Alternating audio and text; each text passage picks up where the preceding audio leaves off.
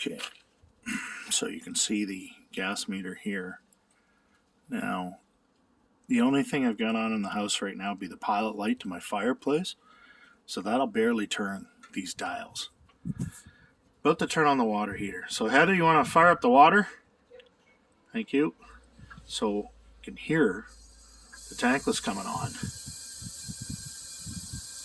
and you can see the meter dial spinning.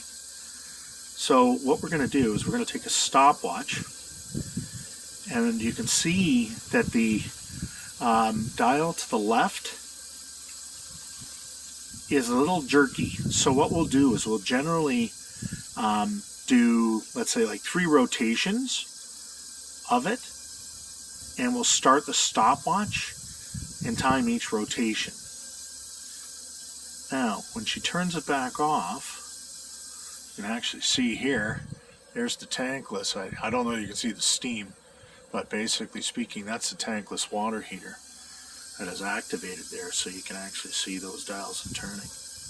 You can turn it off, and all of a sudden we stop.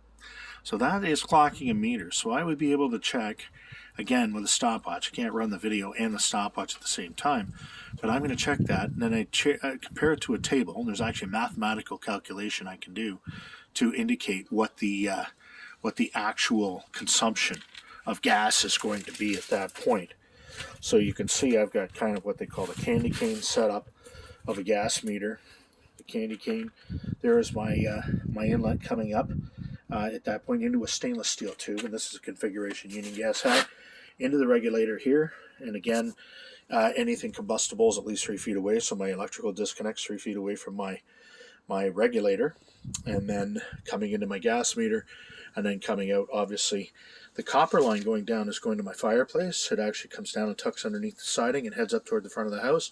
And of course I've got my main going into the house there that you can see.